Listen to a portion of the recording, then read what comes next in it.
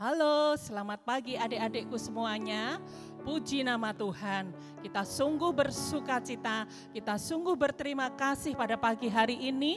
Kita boleh bertemu walaupun kita melewati ibadah online ya adik-adik. Ayo kita siapkan hati kita, duduk yang baik, kita puji Tuhan, kita sembah Tuhan, kita dengarkan firman Tuhan.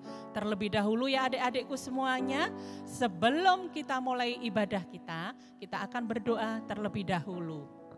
Mari kita berdoa. Tuhan Yesus yang baik, terima kasih Tuhan buat pagi hari ini Tuhan sudah bangunkan kami dengan keadaan sehat Tuhan. Di mana saat ini Tuhan kami boleh berkumpul Tuhan untuk kami beribadah Tuhan meskipun kami melewat online Tuhan. Engkau memberkati Tuhan jam ini ya Tuhan, biarlah kami dengan sungguh-sungguh untuk kami boleh memuji memuliakan nama-Mu dan juga boleh mendengarkan sebagian dari firman-Mu. Terima kasih Tuhan, kami sudah berdoa dan mengucap syukur hanya di dalam nama Tuhan kami Yesus Kristus. Haleluya, amin. Amin. Puji nama Tuhan. Siap untuk memuji Tuhan lebih lagi adik-adikku semuanya? Ayo kita persiapkan hati kita persiapkan untuk kita memuji Tuhan lebih lagi. Dengan pujian, terima kasih Tuhan.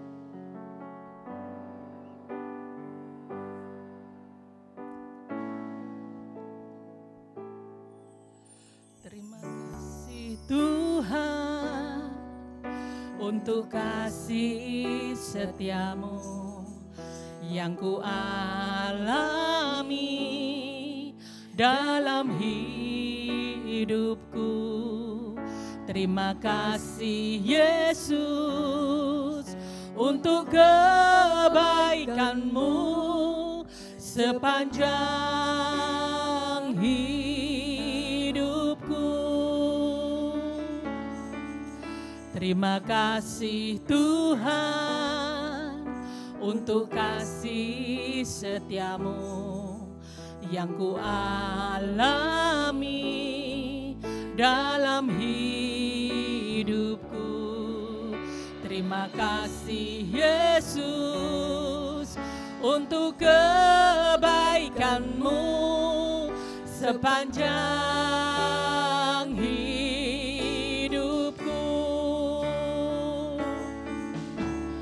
Terima kasih Yesusku buat anugerah yang Kau beri. Sebab hari ini Tuhan adakan syukur bagimu. Sebab hari ini Tuhan adakan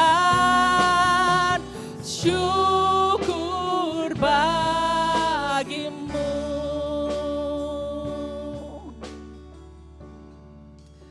Haleluya. Puji nama Tuhan adik-adikku semuanya.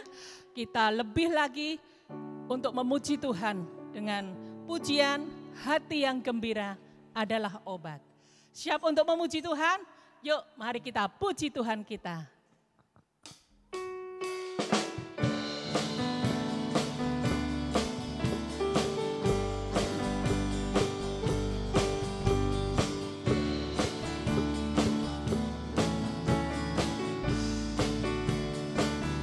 Hati yang gembira adalah obat, seperti obat hati yang senang.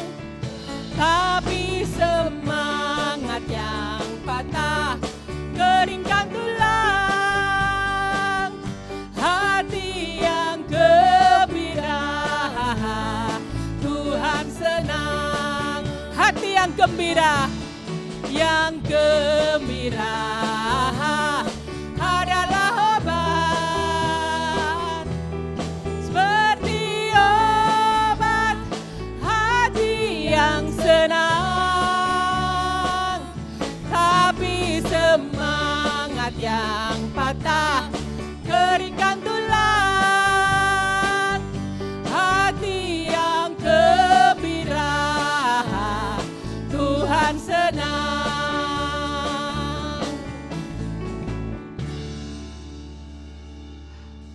Haleluya. Kita harus selalu bersenang hati, karena hati yang gembira adalah obat untuk tubuh kita. Amin adik-adik semuanya. Yuk mari kita puji Tuhan kita melalui pujian Sungai Sukacitamu.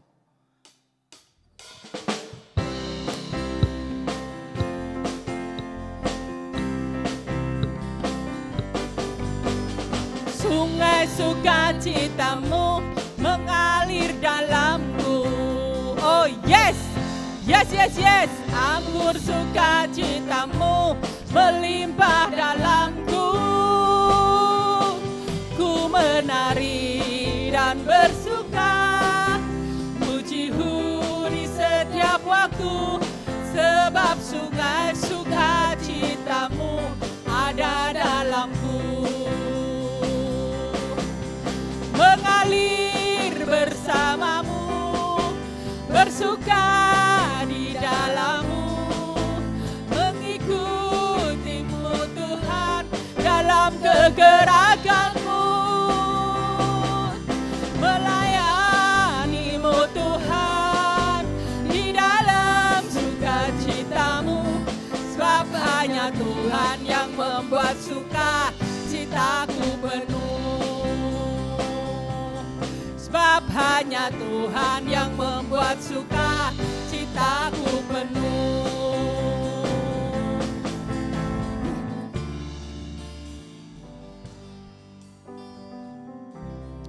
Haleluya. Tiba saatnya adik-adikku, kita duduk yang baik, kita duduk yang manis, kita akan mendengarkan sebagian daripada firman Tuhan. Terlebih dahulu kita akan berdoa bersama-sama.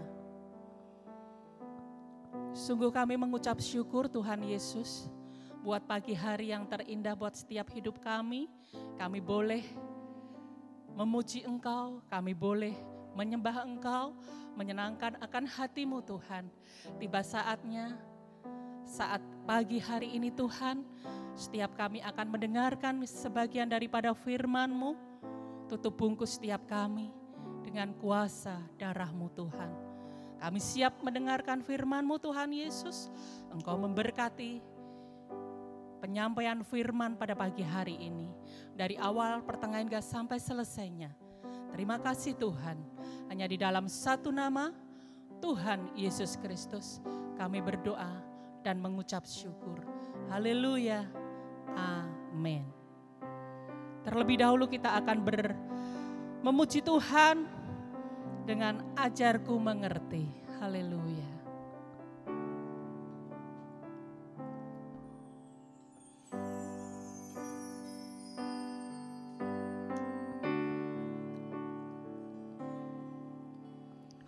Bapakku datang kepadamu, ucap syukur atas kebaikan-Mu. Sekarang ku buka telingaku, ku mau dengar suara-Mu, biar ku mengenal-Mu lebih dalam, lebih dekat. Bapa, ajarku mengerti tentang isi hati-Mu.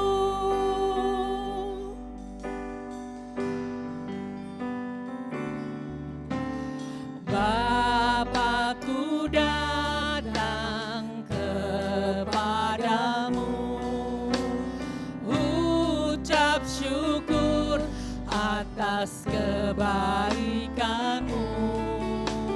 Sekarang ku buka telingaku, ku mau dengar suara-Mu, biar ku mengenal-Mu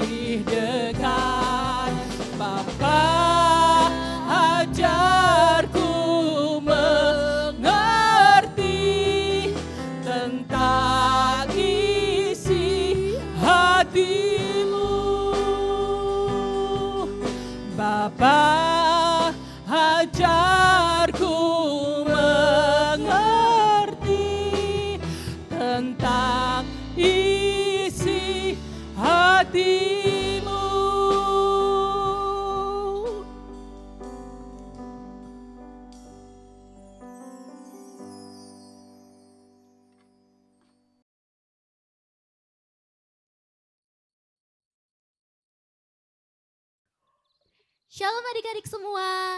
Kali ini kita akan mendengarkan cerita firman Tuhan tentang Petrus dan Yohanes di hadapan Mahkamah Agama. Mahkamah Agama sendiri merupakan dewan tertinggi di agama Yahudi. Mahkamah Agama ini disebut juga dengan Sanhedrin. Sanhedrin nantinya berperan juga dalam pengadilan dan penyaliban Yesus. Wah, kenapa nih Petrus dan Yohanes kok bisa sampai Mahkamah Agama? Kita simak bareng-bareng ya.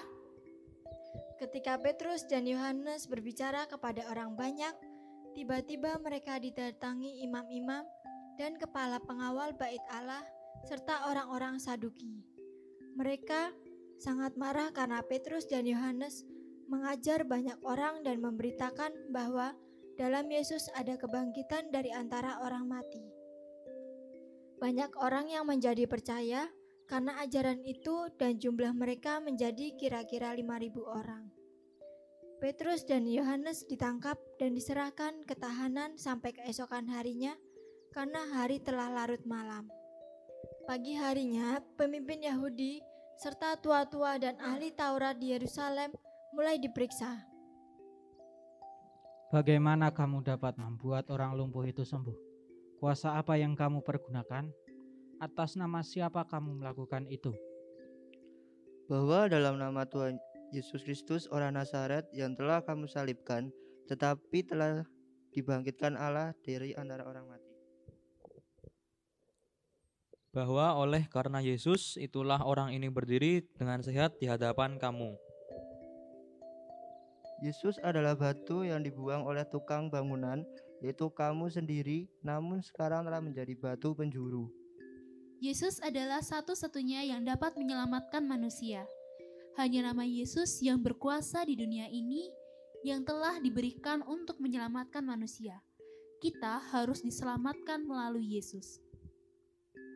Pada sidang itu, semua heran melihat keberanian Petrus dan Yohanes karena mereka orang biasa dan tidak terpelajar. Mereka mengenal Petrus dan Yohanes sebagai pengikut Kristus. Mereka melihat orang yang disembuhkan itu berdiri di depan mereka. Oleh sebab itu, mereka tidak dapat mengatakan apa-apa untuk membantahnya. Maka berundinglah mereka. Apa yang kita lakukan kepada dua orang itu?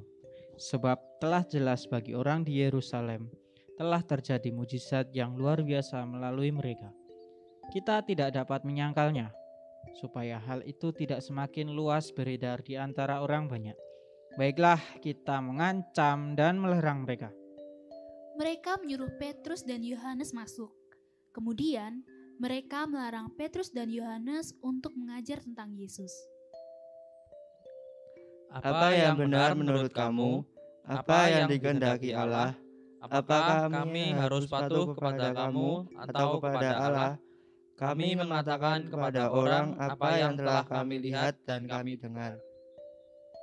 Para pemimpin Yahudi tidak menemukan jalan untuk menghukum Petrus dan Yohanes, sebab semua orang memuji Allah atas yang telah terjadi karena orang yang mengalami mujizat berumur lebih dari 40 tahun. Jadi pemimpin Yahudi membebaskan Petrus dan Yohanes, maka berundinglah mereka. Apakah yang harus kita ambil terhadap orang-orang ini? Sebab telah nyata kepada penduduk Yerusalem bahwa mereka telah mengadakan suatu mujizat dan kita tidak dapat menangkalnya. Tetapi supaya tidak semakin tersebar ke orang banyak, baiklah kita mengancam dan melarang mereka.